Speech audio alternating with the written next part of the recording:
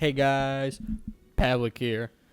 Finally, we're going into the first dungeon, the Tower of Hera. This dungeon, being the first, is rather simple-ish, can be, as long as you don't get hit, you don't die, you don't do the things that make it difficult. Some of the basic enemies around here are the red shelled turtles. You have to hit them with a hammer to stun them and expose their bellies, which I think is cool. Like, even if you have the fully maxed out armor and the master sword, just throwing slashes at it and beams isn't gonna hit it. I think it's pretty unique. Uh, this first dungeon really shows how much they're gonna utilize the wall merging mechanic and how easily and uniquely they can utilize every single item in so many different ways. Here's some blue turtles, which even hitting them bounces you back, and it is so damn annoying. We got the compass, or the comp ass, if you would. Um, Something kind of cool is, as you see, every time you hit the, whatever you want to call them, the springs or the launchers, it turns into a frowny face, but then it turns into a sinister laughing face, and it's so wicked. It's cool. I'm just running from the blue turtles because I don't want to get knocked off again. We're up on the third floor now. I think there's 3 more. There's at least 2. As you've seen from last episode and now again in this episode, the little centipedes are showing to what's going to be the main boss. It's just a really big one of those. Like, imagine it 100 times the size. That's the boss. That's it. They do so well with the outside puzzle. The crows cause a little bit of difficulty. There's so many things cosmetically and detailed oriented in this game that just make it so beautiful. I can't stop complimenting this game. It's hard for me to do so. Another thing I'm so excited to do is get to where I can buy all the items, advance more to that point in the game where it's just open freedom. All the game tells you is an obvious reminder of, hey, you gotta save all the sages, Zelda's in trouble, blah blah blah. The same plot for every Zelda game. With every item being necessary for a specific dungeon, like, in the end you have to have all the items. I think you can all except the bug catcher, the fly net. But even then, there's so many things that you could do with it that helps you on your journey. There's bees that you've seen me kill a couple of them. There's golden bees. Something I want to talk about as well, besides game mechanics, features, enemies, details. I recently watched Sonic 3, and let me tell you, they cooked. Oh my god, Keanu Reeves did such an amazing job. And of course, per usual, Jim Carrey pulling his amazing, awesome acting as well. They did so well together. And then Robotnik and his grandfather just doing the jig, just jiving together, dancing in the red lasers is such an amazing scene. The song's perfect. I don't think they could have done any better with that scene. It is absolute cinema. And the 4th one is already confirmed. Let's go. Slight spoiler, so if you've not seen it, skip like 30 seconds ahead. Amy and Metal Sonic are going to be in Sonic 4. In Shadows Alive. Oh, I'm so excited. But anyways, back to Zelda. Uh, I had a little bit of a struggle here on something that was completely optional, and that I just completely forgot was completely optional. uh, uh, so I've not played this game in a while, and my dumbass thought I had to get around here. Like it was necessary. This was the way to go. Um, though I see now that it's not, and I just gotta go back. I gotta get up on that level up there, and then I can continue with what I'm doing. That this block will take me up, and now I'm on the 6th floor. But of course, I want all the money, all the money. So further news. Here's a tall tale, as old as time itself. All right. So I'm not the best at Minecraft. I recently joined a server with a bunch of my buddies, and I've become notorious for dying. Mainly in the end, especially the end. I've only died like once in the overworld. Every other time, the end. It's like 20 and counting. All right. And a couple nights ago, I think yesterday or something, I died in the Nether. Not the end. The fucking Nether. I think I said the end. My bad. But I heard some Endermen. I was mining around, and I mined into a block of lava. Well, I got hit once. I had full netherite on, by the way. With fire protection on my chest plate. And I got down to like 7 hearts. I got out, like I blocked off the lava, was out of it.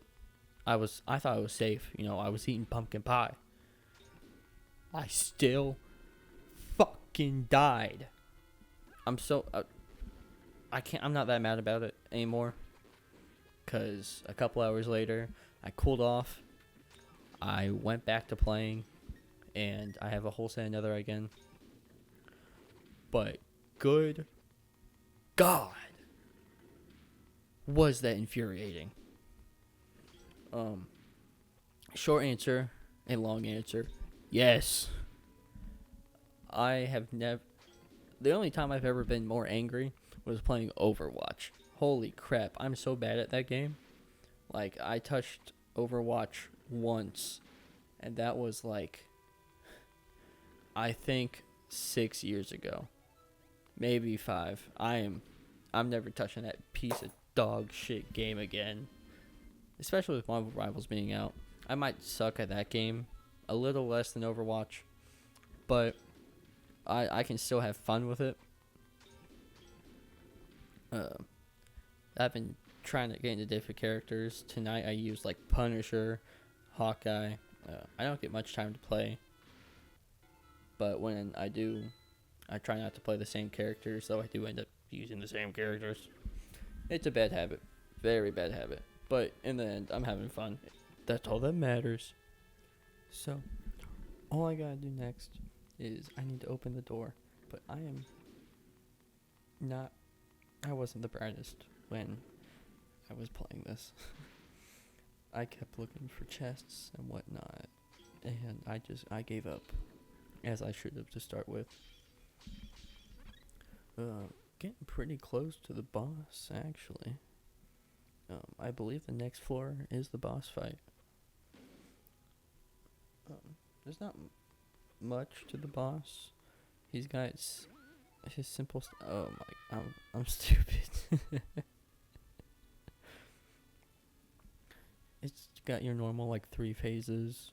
Just hit him out of each phase and you win. Typical Zelda boss fight.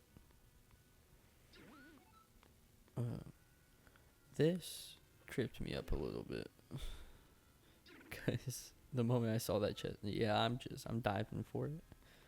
I think it was 20, no, it was $100. 100 smackaroos. 100 ding dongs. This is one of the only Zeldas I know of that has a 300 rupee as well. I know they put it in sometimes into some games. Um, I don't remember what all of them they are. I know Breath of the Wild didn't have one. I don't think. I know Tears of the Kingdom didn't. Um, I think Majora's Mask might have. Uh, but either way, if I can successfully get up to the boss floor, that would be nice. Okay, here we go. So just one little. Oh no, this one isn't the boss floor. The flying tiles, they do it a couple of times in this game. They're so tedious. um. So there's some fairies down here. I'm gonna go heal up. And then this is the dumbest mistake I could have done. So what's something you might think you need in order to catch a fairy?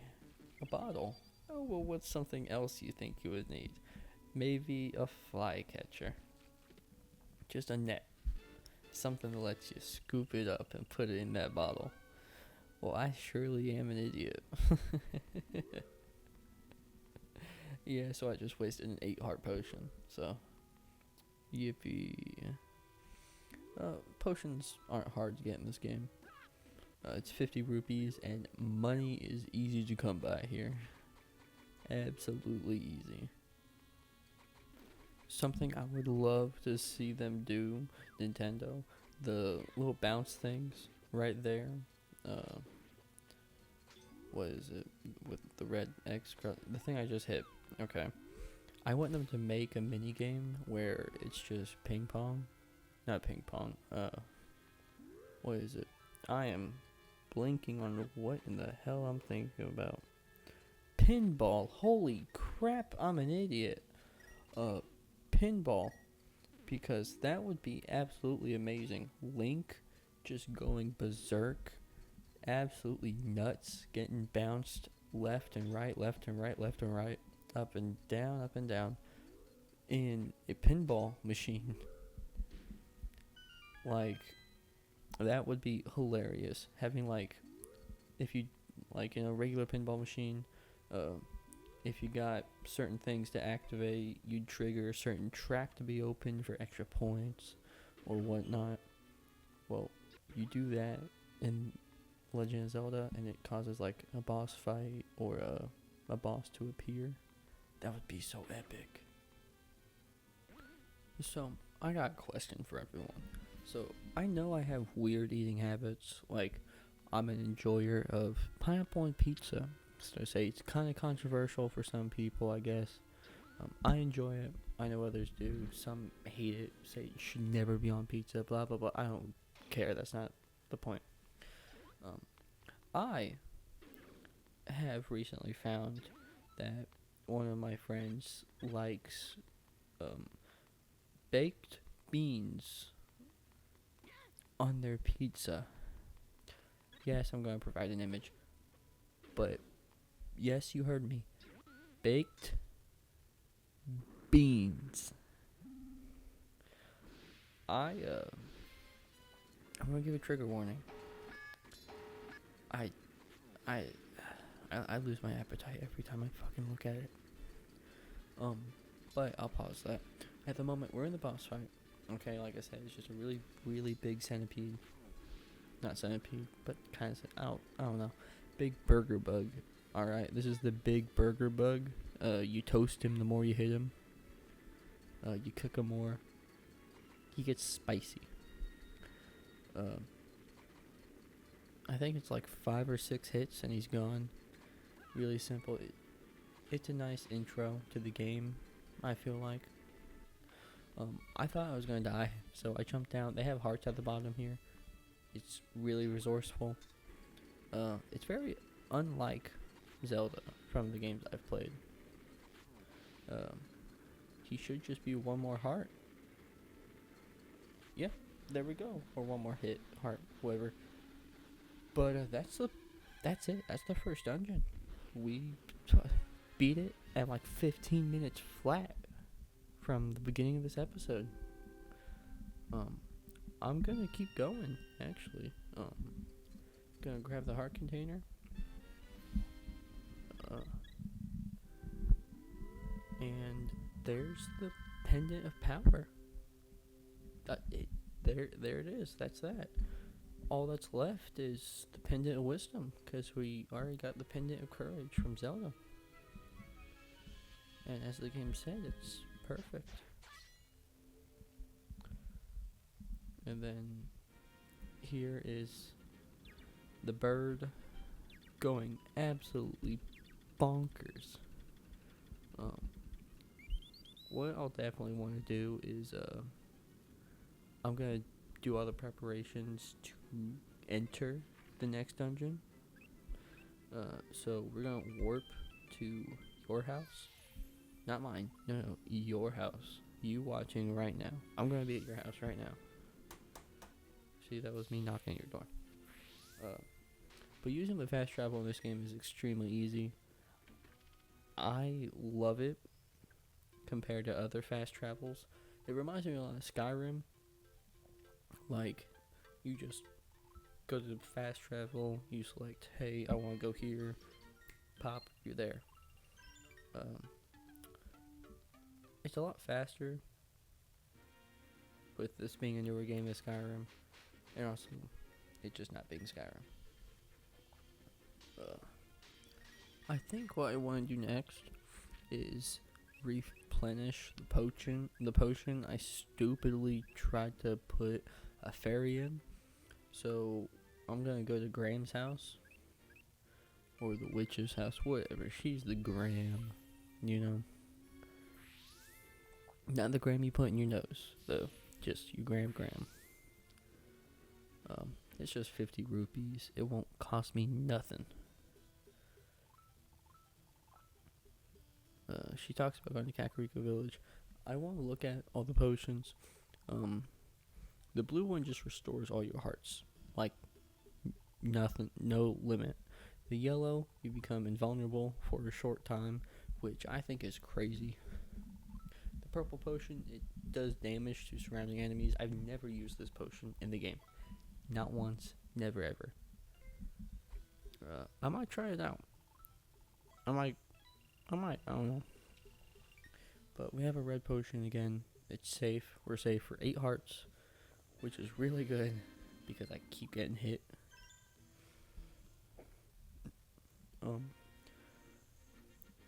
This game has the feature of upgrading your armor, and I like that it's just randomly in some dungeons. There's 2 different armors. There's the blue, and then there's the red. And it's so simple, but like, it's so dramatic too. The blue one cuts it in half, and then the red takes it a step further.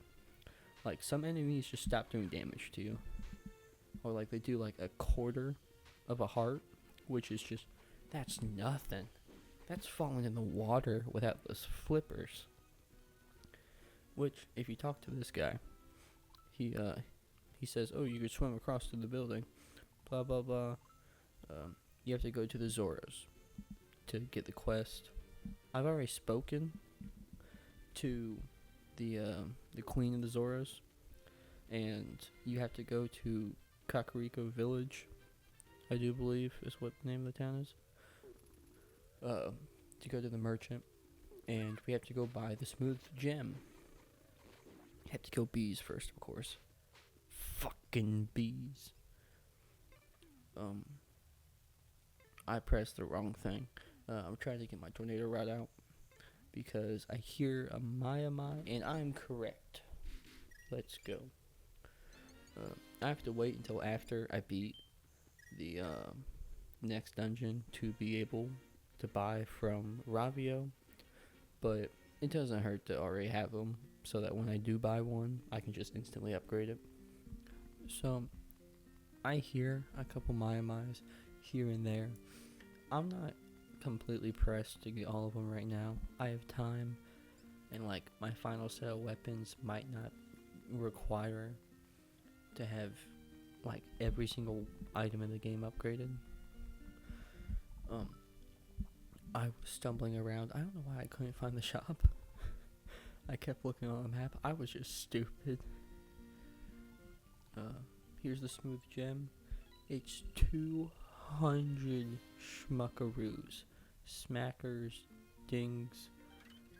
It is just, it's 4 potions basically, which I think is absolutely unreasonable. I could have put those in my rupee pouch and never touched them again until I wanted to buy something. Like, this game is killing me. Irene is starting to question whether or not we're really the green thing she's supposed to help, with how much I've used her in the past 5 minutes. But let's head to the Zora's domain, give the queen the smooth gem, and get those flippers, so we can head to the next dungeon and get the Master Sword.